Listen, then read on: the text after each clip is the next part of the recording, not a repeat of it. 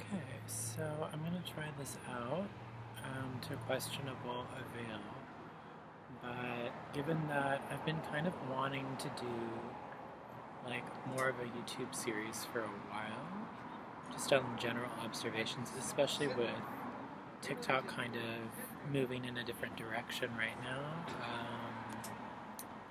Yeah, so also mind the backdrop. I'm using a green screen on a very old MacBook.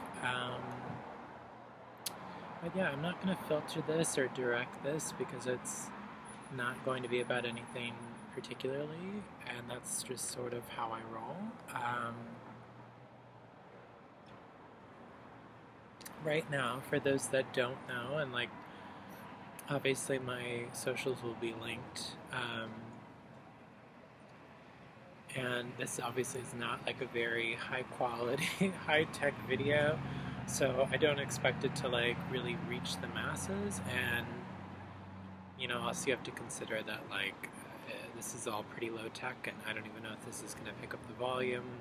It's going to be unedited and unfiltered, and hopefully I can get to a place where I can have like more of a recording studio to use. But right now I'm not in that position, and with where I live, that's not really feasible. So I'm just going to give a little background about me and why I've been more, I guess, leaning towards like certain advocacy for life things that I'm dealing with and personalities that I've dealt with and observed for a long time. I'm in the midst of kind of a memoir series, I would say. So 2 are published on Kindle Direct Publishing, which again, not necessarily my first choice, but in the current climate, like there are alternatives. Like there is Barnes and Noble Press and a few others which I've already kind of subscribed to. But they have like questionable user interface, and I've heard a lot of issues just with like print and processing. And as far as like on-demand publishing, despite obviously like Amazon's connotations right now, it's again not like an ideal choice, but it is like the most cost-effective option in terms of like getting ISBN and everything issued to you more immediately. And because the drafts that I'm posting are pretty rough, like they are kind of first drafts that haven't been gone over with a fine-tooth comb. So, bear that in mind if you're ordering a copy for whatever reason you would. Like, it's very, there are some, like, probably grammatical, like, syntax errors throughout. Like, it just is what it is right now. And I think I kind of priced it with that in mind and, like, accordingly. But, listen, I'm not expecting anything to take off.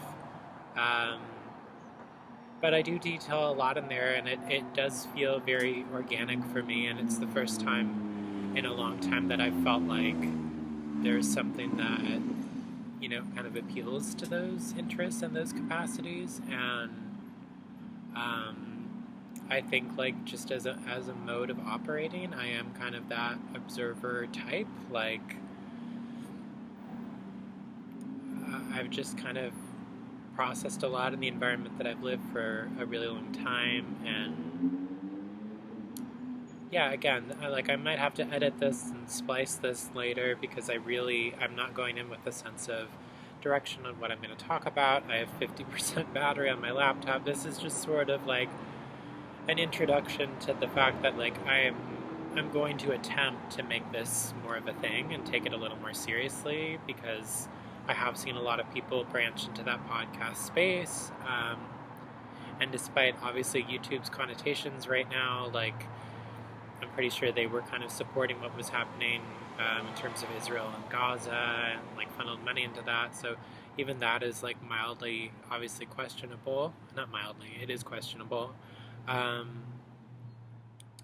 again, it's like our options are pretty limited these days, and unfortunately, apps like Blue Sky aren't operating like straight to consumer, like minutes and minutes and minutes long like videos with the same sort of like reach as something like YouTube will have. So I'm hoping that if anything, it's an opportunity to network and maybe meet other survivors and other people who have like experiences and kind of build that community and foster that community, because I've definitely tried to kind of build it on TikTok, but I don't know if I'm really wired for that. Like I think a subscription method it just makes more sense to me. It's a little more streamlined. I also kind of prefer to do things from my laptop as opposed to like my phone, so that's a little more organic for me as well.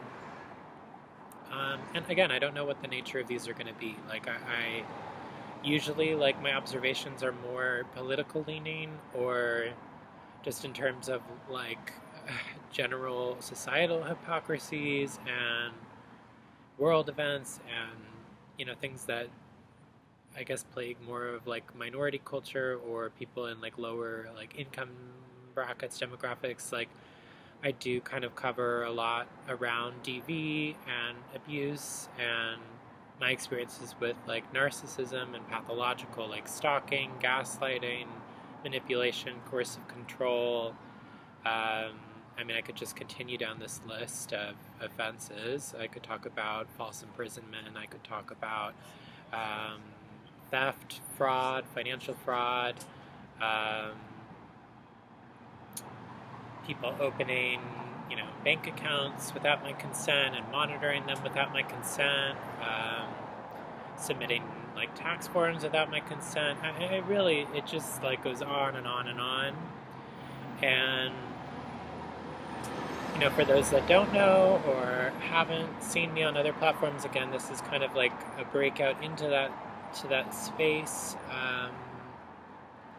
I've been navigating this for a while, and in the last several years have kind of taken a very unorthodox switch from what I think most people would do in those circumstances. Like I've basically had to curtail any like human way of living to wake up at like usually like 2, 3, 4 in the morning because the general narcissism in my environment, and trying to find like safe, quiet times to like cook and feed myself. Kind of intermittent starvation, and not intentionally, not as part of some diet fad. It's just survival, and it's been survival for a while. And I am still kind of looking down the barrel. Like by the end of this summer, supposedly I'll be homeless, which is another thing they kind of just threw onto the pie. And by them, I'm usually referring to narcissistic guardians, narcissistic siblings, or narcissistic enabling siblings, general family members with no aversion to really corrupt, disgusting behavior. And it's really only in the last like several years, after enduring a lot of other abuse outside of that dynamic with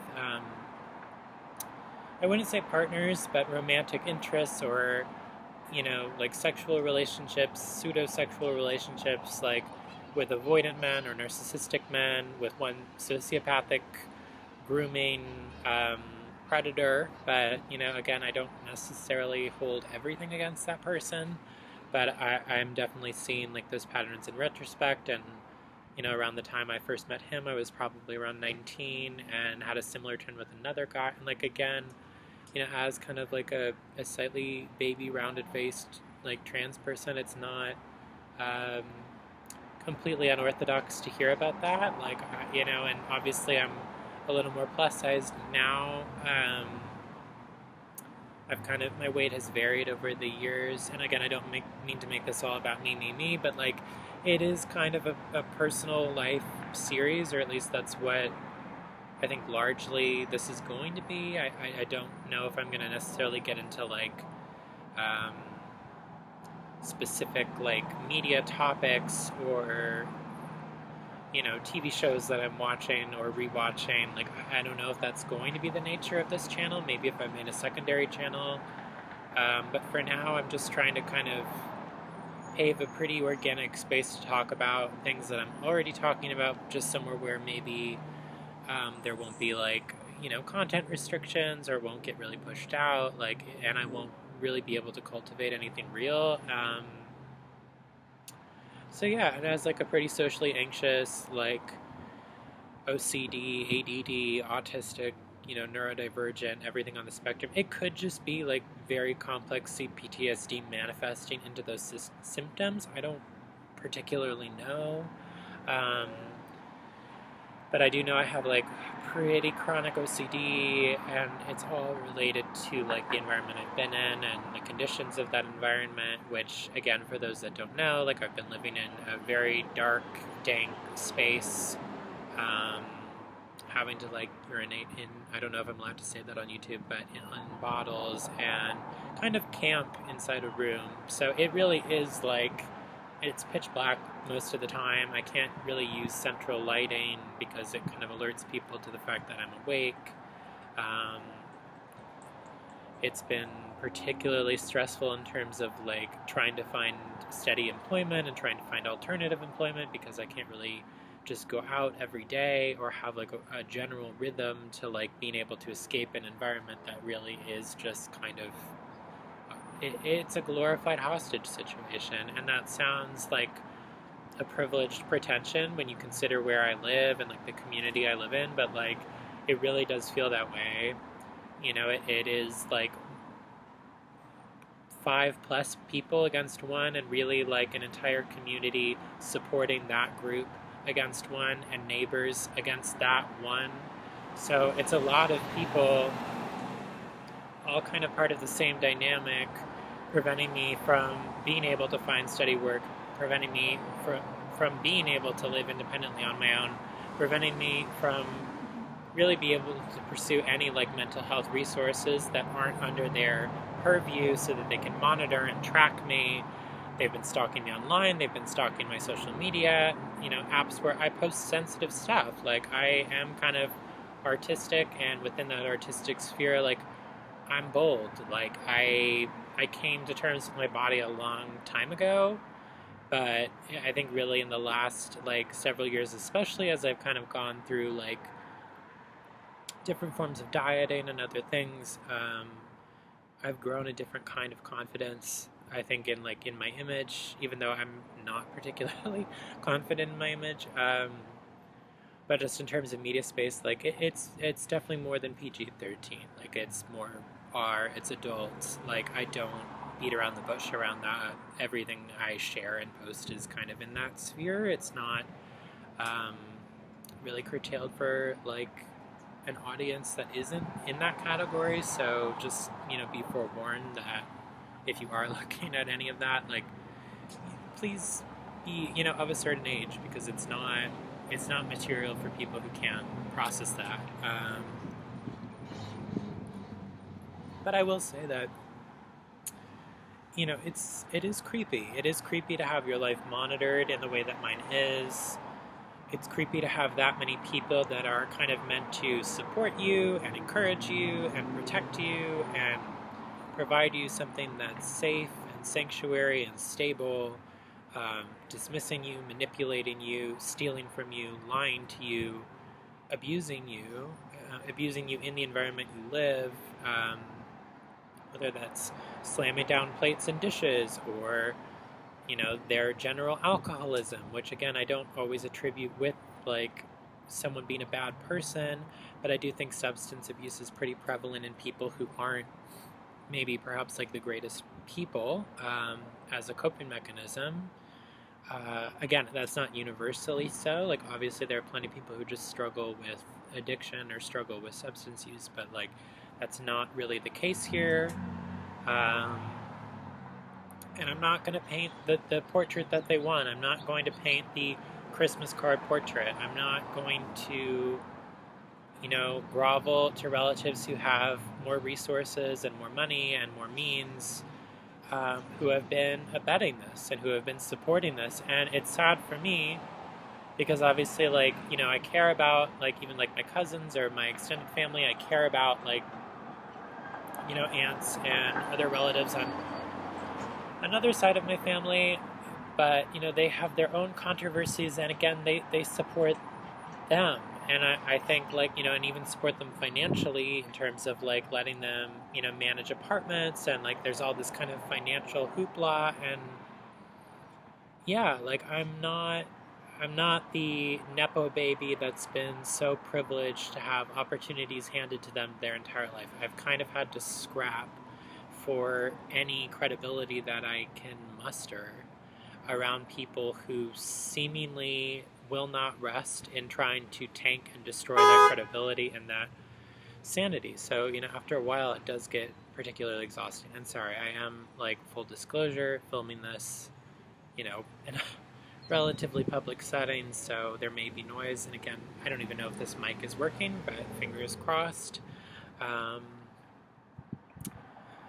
Yeah, like, obviously I'd love to look more polished. I'd love to be able to, like, maybe run a straightening iron through my hair so that it doesn't look, frizzy and mottled, and I don't feel like gross on camera. I mean, especially with the way people perform today, like, it would be nice to be able to present a little differently, but this is just where I'm at, and maybe that realism will speak to some people who just don't care that much. I do put a lot into presentation, but I don't think that always translates. I think it gets lost in translation because I just, I'm kind of living in that in-between place of not exactly homeless, but essentially homeless for the last several years, and really defamed to an entire community, and really kind of besmirched and put down by police and by, authorities that I've gone to. Not all, not universally. Like, obviously some have been extremely resourceful, or at least attentive, and, like, I have been going about things the right way. And obviously there's some risk with even posting this, because it's probably going to go through the grapevine of, if I promote it anywhere or share it anywhere or it gets any circulation, they're going to see it and then use that as more momentum. But at this point, like, I already kind of face a lot of inevitables, and I'd rather just be transparent with what I've been going through and who I am, and kind of some of my backstory and how I've reconstructed myself from things that have really been designed to, end my life. Like, and that sounds really dramatic, and it is the kind of thing that I visualize in my head of them, like, rolling their eyes out and laughing, like, really caustically, because that's just who they are. But that's what they've essentially tried to do, and cover their tracks in doing that. And it's really disgusting. Like, I am disgusted by a sibling who watches you be inappropriately touched and molested in your sleep outside your door. I'm disgusted by a grandmother who claims to care about you while insisting, on exercised boundaries, and pounding at a door and insisting on your presence and refusing to leave and refusing to go away, and threatening you with homelessness, threatening you with, you're going to lose your life on the streets. Like, very crass, disgusting statements for any sort of, like, maternal figure to give you while imprisoning you in your room on, like, major occasions. Like, one of these was in the last year, like, on Halloween night of 2025. She did this, and this is, like, a stream of things that she does. And again, I don't think dementia is an excuse when it's still very, like, cognizant behavior, and it's a pattern of behavior. It's like she's cognizant enough to form the behavior. She's cognizant enough to know that it's wrong and still exercise it. So to me, that's not dementia. That's just, like, unbridled narcissism that is, within this system, very, like, supported and condoned because it's a generational thing. And, I grapple with the question all the time of, like, am I narcissistic? Like, I don't personally feel that way. I think I just, like, it's hard not to associate myself with it because I've been in such proximity to it that, I've kind of had to, like, unblur those boundaries. But I just think, like, I'm kind of a byproduct of, like, really complex CPTSD using that twice, but, CPTSD and, anxiety and social anxiety and OCD and, these things that are symptomatic of the environment itself. But listen, we're in a time where there's less and less candor, and I think people need to feel like super articulated and um, super cerebral about what they're going through, when in reality, I think it's okay to just say things like they are and be, blunt and sometimes a little crude and sometimes a little crass and just be real about it. Which I think like I've attempted to do in literature, because not that I'd really call it literature, that sounds really pretentious and narcissistic itself, but like um, I've tried to be really candid. I've tried to really kind of dive deep into the skeletons and into my own history and into the lessons I think I've, kind of learned and embraced from that history. And it's not an easy thing. Like we obviously make mistakes in our lives, and we put our foots in our mouth, and we have perspectives that can be damning or demonizing to others when we don't mean them to be. Sorry, a couple probably judgmental, ornery, older ladies, but it's fine. Um, you know, like I have a past. I think we all have a past. I've had to reconcile with that past, and I can understand my own reasoning behind it, and I can understand that, like, I don't approach things from a malevolent or hateful place ever, but that doesn't mean that I can't be ignorant or misconstrue people or misunderstand things, or again, just like at points in my life I've been immature and swayed by people around me, and I've let that kind of poison the way I think and my better judgment. And that's not funny, but it's true. And like I think as I get older, like I'm 26 now, I just realized that there's value in being able to accept that and to embrace that and say, yeah, it wasn't a great moment, but hopefully at least it was something teaching and something valuable, and at least I can kind of see the other like dichotomy of why I did certain things at a certain time, and maybe to expose certain systems that were around me at that time. And again, I do get into this within the memoir, which maybe I'll just end up like reading samples or excerpts of it on here. I don't know what like the permutations are with that, with like publishing, but I'm guessing I could probably read samples, because I know in this economy, like for one, I think people are probably, it's a generalization to say people are reading less, but I think maybe within a certain generational bracket, people are reading less, and especially with things like AI, that's rapidly changing, unfortunately. But like I'm privy to that too. Like I've been at times at points like a voracious reader. I really do love to read, but unfortunately, like I'm just like very like audio sensitive, very sound sensitive, very like stimulus sensitive. Like it's really hard for me to concentrate. I'm not medicated for any of these things, obviously, so. And again, like just I think being so exposed to trauma and to black mold and to other like elements in your environment that are really like imprisoning and really fuck up your brain. Sorry, I don't know again what I'm allowed to say on here, but like it does wear on you after a while, and you begin to be able to function in a way where like I feel like internally I feel more like 56 than 26. Like I just don't have. And it could be dietary partially, like it could be gluten intolerance partially, it could be certain things partially. But as someone who's really been on that diet circuit, I've finally found something that like, although, I've amassed a little more weight and I look a little bit different, like it's a little more stable. And it kind of keeps me level, at least where I'm currently living, whereas like other diet things I've done have been kind of erratic, and they've worked for a time, but not always like super consistently. Again, all of this is within like the text,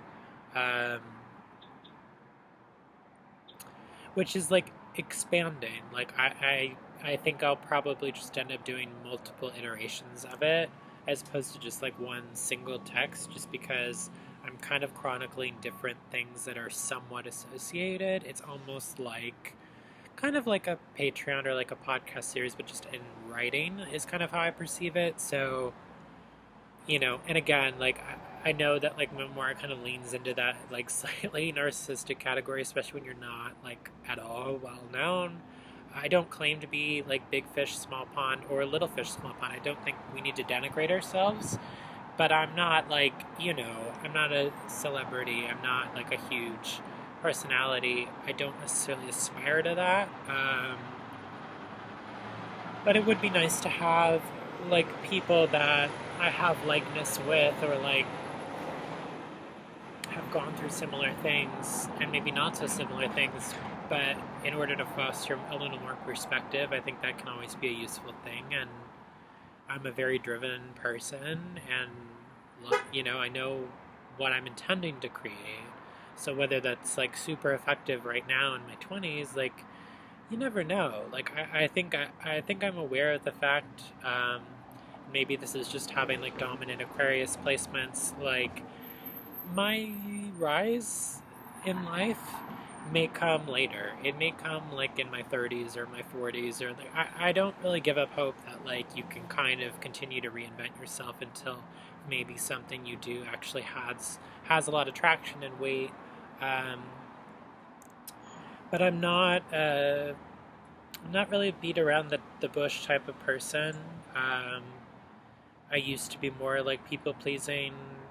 I still in some ways am, but I think it's more just like masking that to other people to see how they treat me, which I don't think they anticipate. Like I think people think that I'm really soft and go along to get along, and naive and bubbly and friendly. But I think underneath that armor and that shell, like I'm a very shrewd observer, and I notice and read people very well and their intentions very well.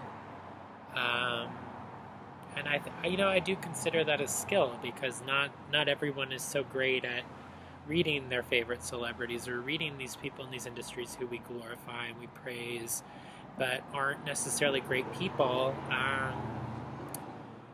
And I try not to begrudge people for that, because I get it. It's like, who doesn't like the fun narcissist in their life sometimes? Like, the maybe on the lower end of the spectrum is like certain psychologists that I've listened to. Again, I get into this in the text, but like there are more benign forms of narcissism and like social narcissism, and communal narcissism, where it's like it might not be as extreme.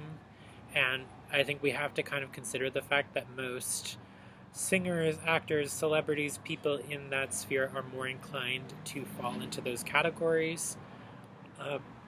Again, not entirely universally, but enough so that like it probably warrants a second look with, even with Charlie XCX and with Billie Eilish and with people who, claim to straddle the fence in a certain way where they care about certain issues, but then they kind of double back and contradict themselves, which I think is difficult in those industries. Like, but I only have a certain amount of lenience for it, where it's like, I'm like, well, maybe it's someone on their team, or maybe it's the PR person, or maybe it's their friend, or maybe it's someone influencing them. But as I've gotten older again, like I'm not leaving things to benefit of the doubt anymore. When I see material that looks like it's blatantly ripped off, it probably is. And I'm not willing to be quiet about that. I'm not the person to be dismissive about things. I'm the person who says The Devil Wears Prada is very evidently based on an assistant's experience working for the real-life Anna Wintour, because that is what the text was about, and that evoked so much controversy. Does that mean I think people should inherently dislike Anna Wintour or Vogue? No. She has her share of controversies. And I think of like Andre Leon Talley and like other people who she's treated, questionably over the years, especially, minorities.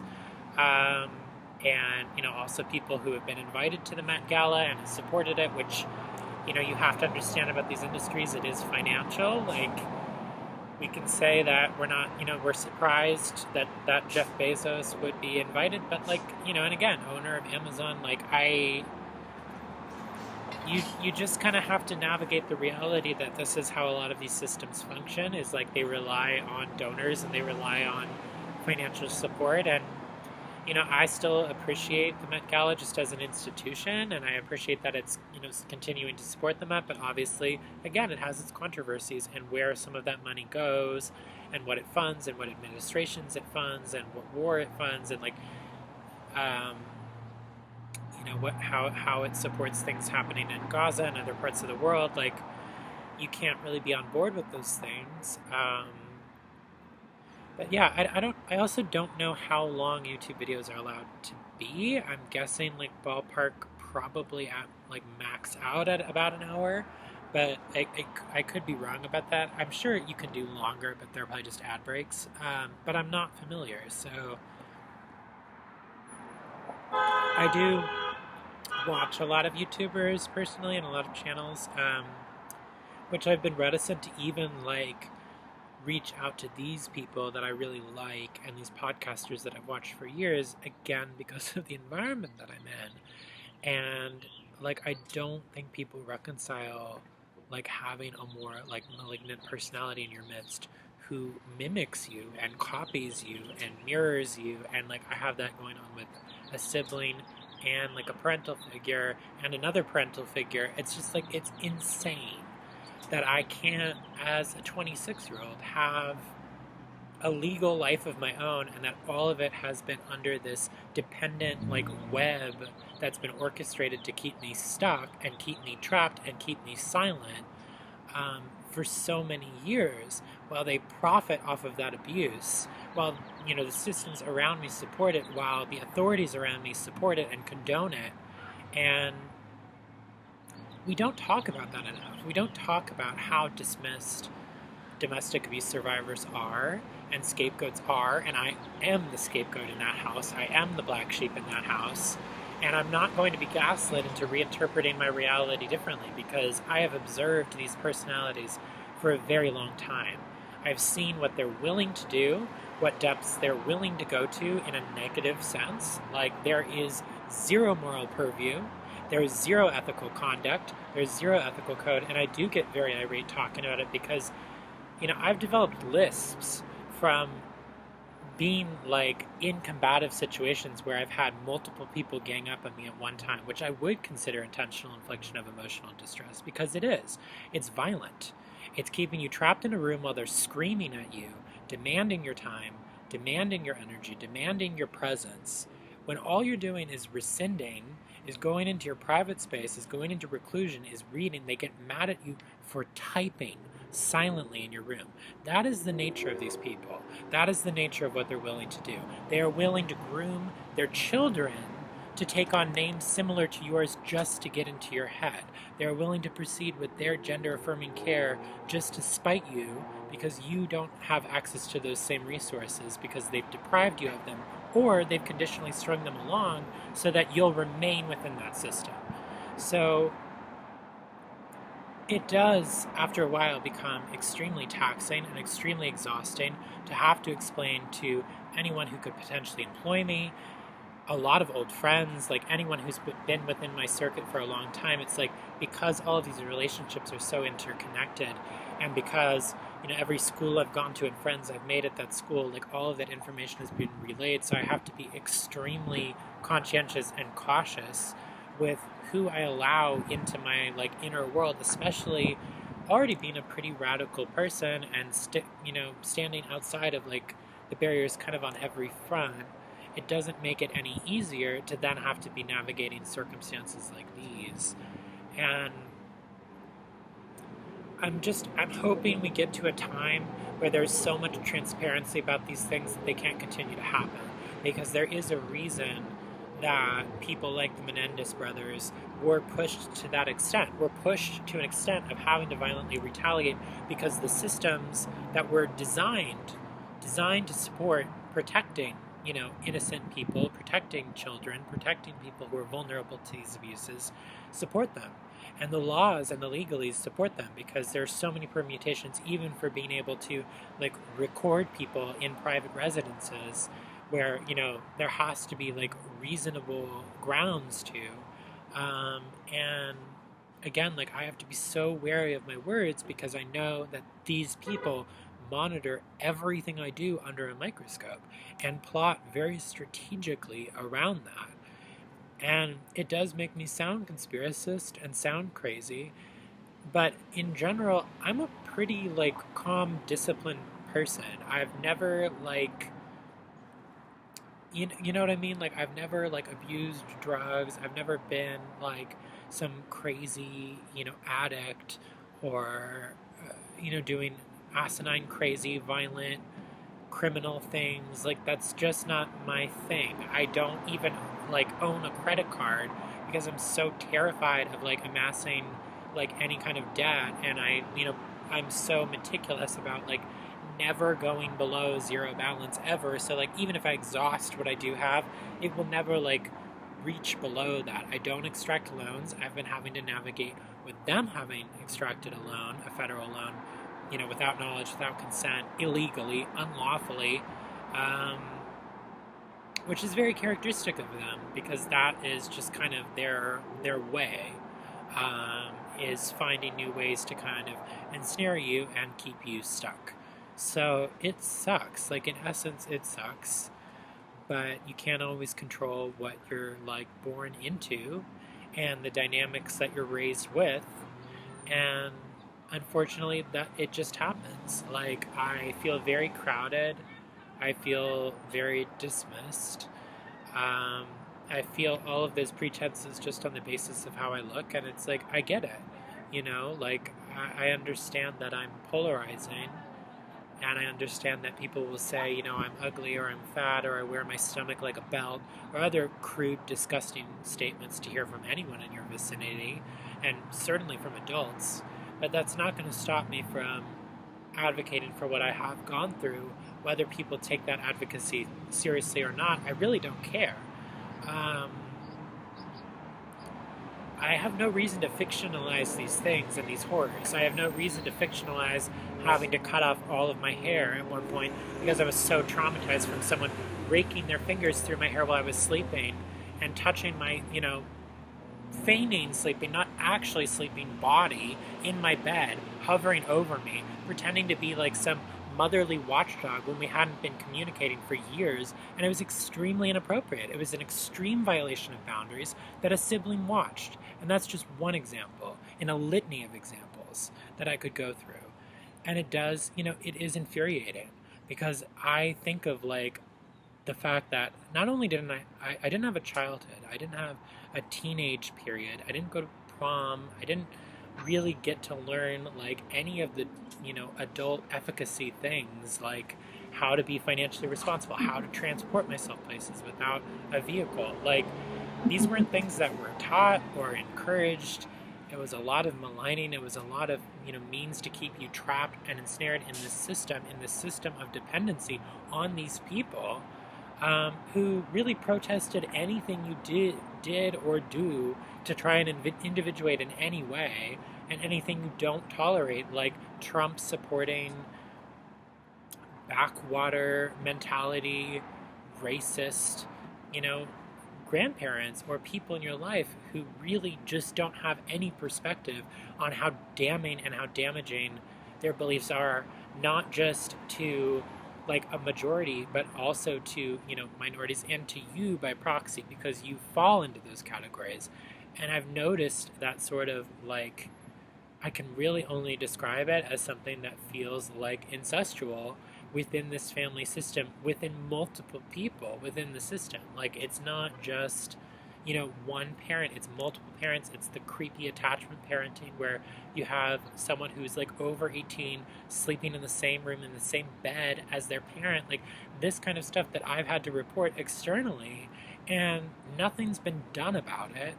And again, like, it's not like there's any indication of anything like sexual happening, but it's definitely unethical and strange and hard to characterize, because it's not like I can just go upstairs and like film these things or record these things happening when they're happening, but there is a cognizance that things like this are happening, and they're very strange. And when I look back on my own like childhood and having to sleep in the same bed as like a paternal figure until I was like at least like probably 7 or 8 years old, if not older than that, which is already, again, strange, especially given this person's habits. And like the same thing with, a grandmother figure who was like mourning like the loss of people who had died and was kind of like creepily attached to you and flirtatious with you as a grandmother. Like not in a, like sweet I'm lonely kind of way, in a this feels like sexual and weird kind of way. And like that's the pretense of it, is like this is so layered, and it occurs across so many people, and it's just like it you can tell that it's just this generational plague. And I do feel like I should be recompensated for some of the things that I've gone through. Like, I don't think that's unreasonable to feel. It has completely destroyed me financially, mentally, psychologically, emotionally, physically. I have so many ailments, like, just like generally, like trying to get around, like it messes with your neurology, it messes with your immune system. Like, these things debilitate you. And yet, they tell you that you're complaining and you're making things up in your head and you don't know what you're talking about, and try and play down their like knowing experience of trying to incrementally break you down until you don't have a soul anymore because you're so exhausted. That is the level that these people are willing to go to. That is the level that people who claim to be parents and siblings and people who support you and defend you and care about you are willing to go to, in completely destroying you and then taking zero accountability for it. So I don't care if they have people in this community who spy and watch and monitor me, because I'm cognizant of their behavior. I'm cognizant of the people they've reached out to. I've maintained a continuous paper trail. I've talked to the right people. I've informed the right people. I've been very consistent in that. And I don't think their ham-handed attempt at misconstruing information and pulling shit out of their ass to paint a picture which isn't true is really going to stick. But they can try, and they will try, and it's in their nature to do that. And obviously, while I'm afforded a lot of privileges just on the basis of how I look and how I show up in the world, I'm not like ill cognizant of that. I am afforded a lot just from that, and from the environment I live in, and from the town that I live in. It is like a smaller community. It is a suburban community. It is a luxury that a lot of people don't have, but I would not consider the way that I'm having to live luxurious or pleasant or safe, or, without fear and without antagonization. And after a while, that does wear on you. And that's why I do really strive to be really like aware of what other people are going through, because you can look at someone, and regardless of what, economic backdrop they're in, regardless of how their life might look on the surface, like, a lot of people are struggling in different ways. A lot of people have endured various forms of abuse their entire lives, and it's just been very normalized within the systems they live in.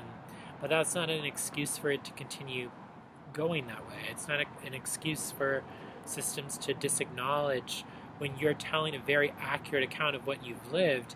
Maybe you don't have all of the concrete evidence to support that, but it is their job to investigate that. It is their role to look into the credibility of a report. That is what they're tasked with doing. That is what we pay them, with tax dollars supposedly to do. That is their role. Their role is to see, is this credible? Should I be investigating this? Should I be asking the person who's coming forward about this to, if they can't provide the information, where can we find the information? Who can we ask? Who can we go to within this community who hasn't been tainted? What evidence can we extract from, hard drives, from physical data that would support these conjectures? Because there is going to be some level of that present. And I think that's the really irritating thing for me, is I can be like so straightforward and so consistent in how I'm narrating things, and yet, and again, I have 10% battery. I don't know who this is going to reach or if it reaches anyone, and odds are it might not. And it's not, like ideally what I would have loved to put forward. I would have loved to put forward something that was nicely edited and captioned and not with all the noise disturbances and where I don't look, somewhat haphazard, but hey, this is how it is. Maybe in a few years things will be different, and I'll look back on this and say that I'm glad at least I did it, and I'm glad at least I put it out there and tried to foster something. But it's like, I am sick of people construing that I'm not a diligent worker when I'm the person that cleaned out their closets and cleaned out their hallways and cleaned out their overcrowded depression sinks and took out their trash and did their household errands and worked for them and cleaned for them and organized for them and moved things for them and was OCD about these things my entire life. Like, I was cleaning out siblings' entire infested closets full of crap while they took the credit for it. I have never not been that diligent person. And yet at the same time, I think there does come this point of exhaustion where I definitely noticed trends in me, especially in middle school, where there was more slovenliness and laziness because I lived in a hoarder's house that didn't look like one, and around people who maintain those mentalities. And that does wear on you after a while when you're told to have essentially no self-esteem, to not regard yourself in any way, to not regard your health or your sanity or sterility or cleanliness in any way. You're incrementally broken down so that you don't feel human, you feel subhuman. And yet they also want you to be the golden child and do everything perfectly, and so they can kind of bask in your accolades and the art you produced or the writing you wrote or the things that you created in your own time.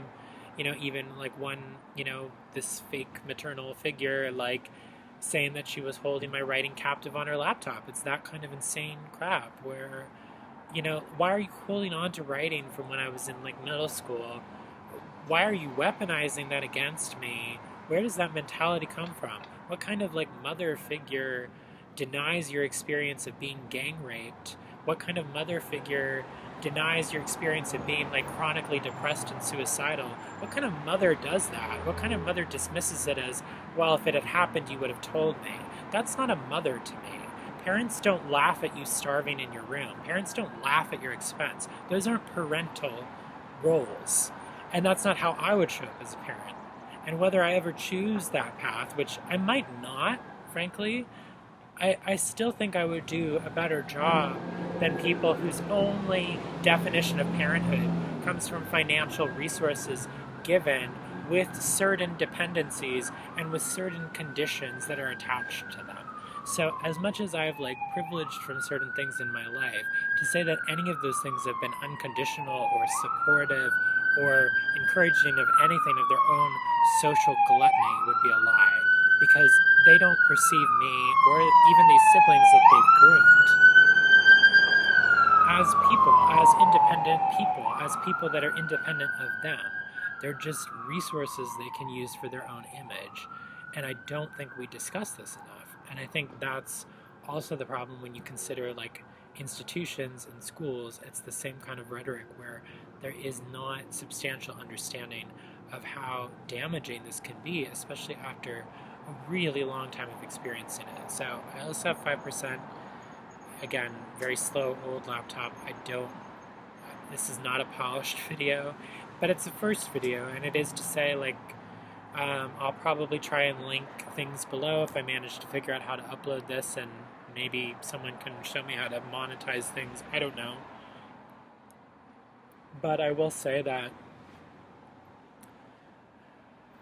I don't even think I'm desperately trying to be relatable. I'm just trying to be understood, and I'm trying to be really transparent about my experience in a way where it can't be misconstrued by the people around me, where they don't have the privilege of continuing to deny what I've lived, and where I do have a voice. And I like to echo Kamala, as much as I do believe in humility, I don't think humility is always warranted in all situations.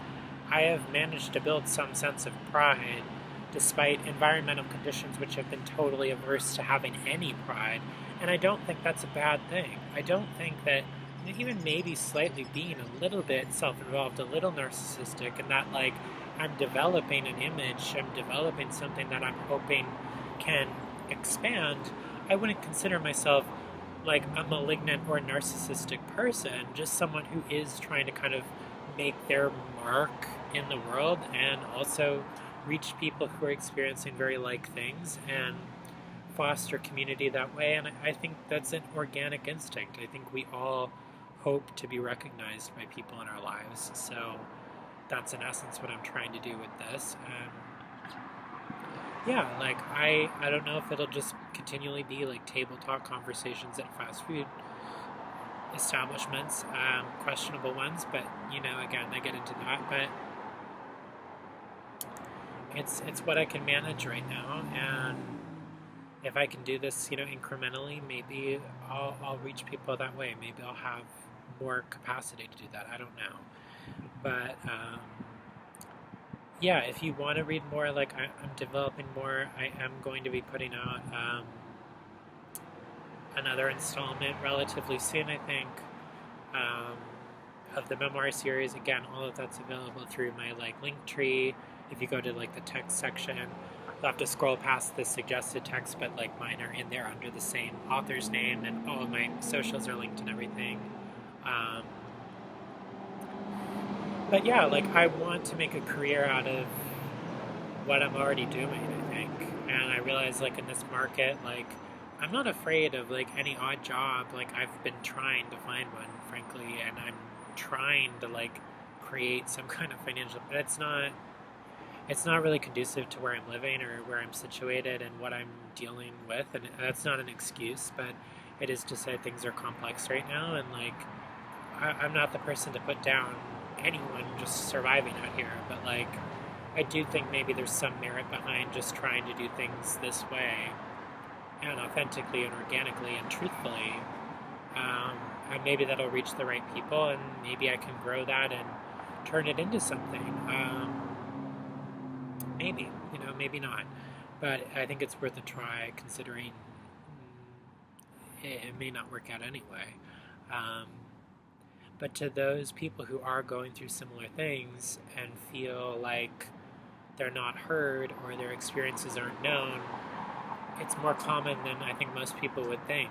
And, it's kind of to echo Liz Wurtzel, I'm not that special in that sense. I am pretty common. There are a lot of people going through what I'm going through in different ways, but that is not to say that we shouldn't embrace our uniqueness and embrace the, specialness, although I don't love that word, as it applies to our circumstances, as it applies to who we are as people, because we are unique and we are special in our own way. That doesn't mean special as in better than other, I think you can be better than horrible people, but it's not you're entitled to skip the line at a restaurant kind of special. You know what I mean? That's not how I'm characterizing it. I'm saying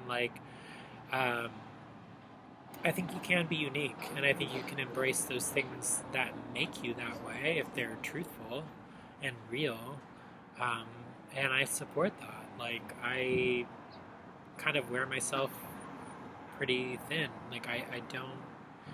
I don't conceal a lot, and when I do conceal, it's just because I'm a little bit self-protective. But again, a lot of eyes in this, but it is about my life, so that seems pretty standard. But yeah, I don't know. We'll see where this goes, if it goes. I'm not great with interaction and liking and comment. Again, just OCD. It gets really ugly. I'm more of an emails person, so maybe I'll find a way to do that, because I would like to interact with people, but I'm just really just not an online type of person. I am much more of an I am email person, despite being not millennial. That's just kind of how I roll. Yeah, so anyway, my laptop is definitely about to die, so I need to wrap this up, and it's 54 minutes in, so but yeah, I think there's definitely a dichotomy between some of the bombshell things that I share online and obviously how I show up now. It's a little more tame. I probably would like to look more polished most of the time, but that's not life. It's not that realistic, and this is just how I am. and whether it's appalling or atrocious or disgusting to certain people who don't make any effort to understand people who look different than a standard, then that's fine. I'm not appealing to that audience. Like, I do get interest from people. I've not lacked in that area. I do have and possess a certain amount of confidence in that because I've seen it firsthand. There is going to be a group of people who fall into your niche. You don't have to appeal to everyone, and I like to think of it subjectively. It's like I might not like someone just on the basis of the fact that they eat kiwi and watermelon just because I don't like those fruits. Like, people are subjective creatures, and you're not going to be everyone's cupcake, but that's fine. I don't need to be. I feel fine within who I am for the most part, and the parts that I still struggle to embrace, I'm working on, but like, that's continual, and I'm not perfect, and nobody is, and that's why I resent malignant narcissism and people who just have this sociopathic instinct, not to totally damn sociopathy, because it's not always bad, I don't think. Again, they're in the medical community it is, but I don't always think it has to be. It is just to say that, like, I don't really support people who are disingenuous, who, in a deep way, like in a deep, profound way, who don't know themselves and aren't honest with themselves and aren't honest with what they see and can't see the duality in things or the hypocrisy in things. I struggle with that. I struggle with people who don't have identities of their own and have to curate it off of other people, which I think in some ways organically human beings just do. We model after other people we admire, but there is a line between admiring something and maybe trying to like replicate it, or not replicate it, but like imitate that in your own way or transcribe it in your own way, versus just feeding off of someone else's personality because you have none of your own. So that I don't condone and I don't support, and I don't think people should, but just as a tail end to that. But again, like, if you do want to find my information, I will leave, like, I think the link tree below if I can figure out how to do that. My primary blog is on sarah.tumblr.com, so and I have to be wary of what I post there too now, but like lately I've just not cared as much. But yeah, if you want to interact with me that way, cool. And maybe I can build something here. I don't know. I have a lot of stories to tell, and maybe some of them won't go into like the memoir series. They'll just come out here or be relayed here. I don't know. I don't know what I'll talk about, but I think that's something that's going to develop, and I hope it will. And hopefully I can, maybe even meet with people or collaborate with people, with time. So we'll see.